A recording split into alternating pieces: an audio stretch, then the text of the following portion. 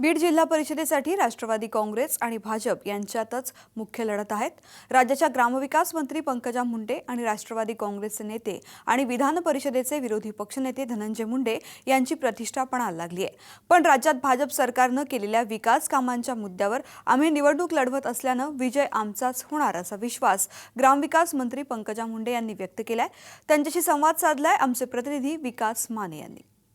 येत्या 16 तारखेला जिल्हा परिषद आणि पंचायत समितीचं निवडणूक होणार आहे आणि त्यामध्येच बीड जिल्ह्यासाठी 60 जिल्हा परिषद गट आणि 120 गणासाठी निवडणूक होणार आहे. याच निवडणुकीमध्ये बीड जिल्ह्यामध्ये भाजपची जे अजेंडा असणार आहे तो नेमका काय असणार आहे ते जाणून घेण्यासाठी आपल्याबरोबर जिल्ह्याच्या पालकमंत्री पंकजा मुंडे आहेत. आपण त्यांना विचारूया, ताई नेमका काय अजेंडा असणार आहे या आपल्या जिल्हा परिषद निवडणुकीत? आमचा अजेंडा हेच असणार आहे की लोकांनी आम्ही जे विकास केला आहे गेल्या 1.5-2 वर्षामध्ये बीड जिल्ह्यामध्ये भूतोन भविष्यती असा निधी आला आहे.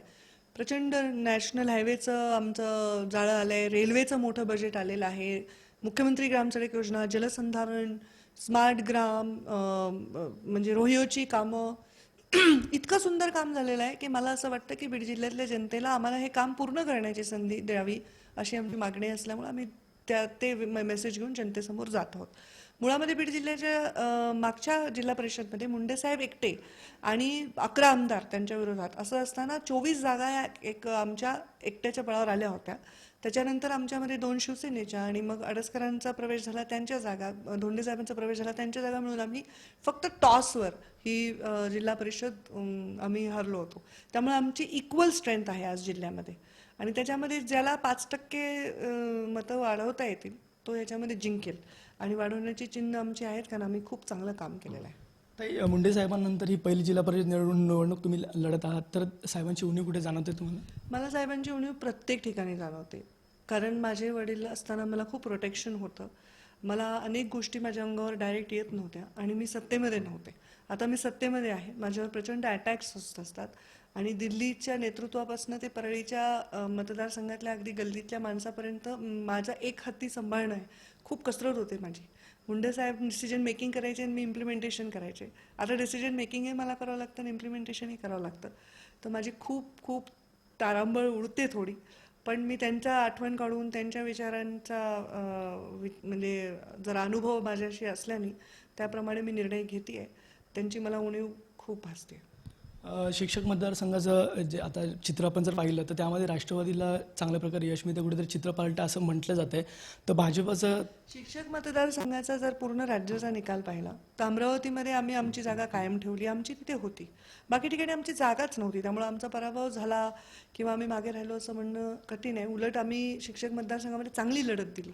आमचा हा उमेदवारांनी चांगली मतं घेतली आणि तिथे आमचा पराभव झाला तो आम्ही स्वीकारतो, पण त्याचा मतदानाशी झेडपीचा फार संबंध लागेल असं मला वाटत नाही. प्रचाराचा जो नारा तुम्ही फोडला तो गेवराईमधनं फोडला होता, तर त्यामध्ये तुम्हाला कशा पद्धतीने काय वाटतं, तुम्हाला कसं चित्र असेल यावेळेस? गेवराईमध्ये आमच्या 0 जागा होत्या आणि मला गेवराईमध्ये आता आश्चर्यजनक निकाल बघायला मिळतील असा विश्वास वाटतोय.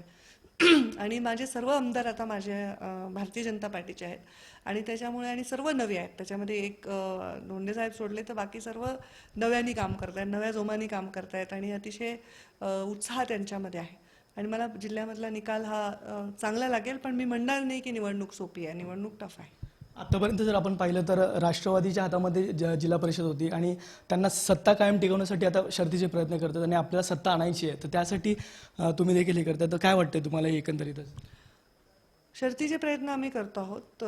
ते प्रस्थापित होते जिल्हा परिषदेमध्ये आणि आम्ही नौखे आहोत सगळे. म्हणजे मी दुसरी टर्म आमदार मी असले तरी मुंडे साहेबांचं मार्गदर्शन मिस करते आणि आम्ही बाकी सगळे फर्स्ट टर्म आमदार आहोत. आणि आमचे सगळे नवीन विचार आहेत आणि ते निवडणूक लढण्यामध्ये पारंगत आहेत आमच्यापेक्षा.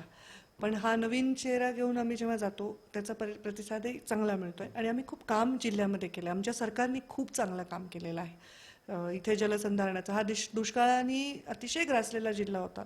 400-500 फुटावरचं पाणी आम्ही 40 फुटावर आणलं आहे, हे लोक विसरायला तयार नाही आहेत आणि लोकांनी जर गुणांवर मतदान करायचं ठरवलं तर आमच्या पाठीशी राहतील. पुन्हा एकदा एक लास्ट क्वेश्चन आहे फक्त, की यावेळेस वाटते तुम्हाला मतदाराच्या आपल्या म्हणजे भाजपकडे सत्ता देईल असं वाटतं जिल्हा परिषद? त्यांनी द्यावी असं वाटतं. म्हणजे आम्ही जे काम करतोय त्याला आम्हाला पूर्णत्वाला नेता येईल.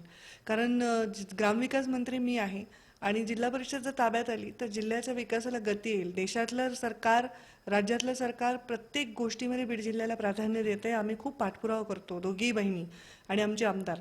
तर ते आम्हाला त्याला एक शाबासकीची थाप मतदारांनी द्यावी अशी अपेक्षा आहे. नक्कीच आपण ऐकलंय की येत्या जिल्हा परिषद निवडणुकीचं जे मतदान आहे ते मतदार राजांनी आपल्या बाजूने द्यावा असं म्हणजे पंकजा मुंडे यांनी स्वतः सांगितलं आहे.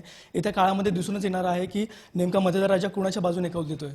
कॅमेरामॅन पप्पू मोरकसह मी विकास माने, साम टीव्ही, परळी.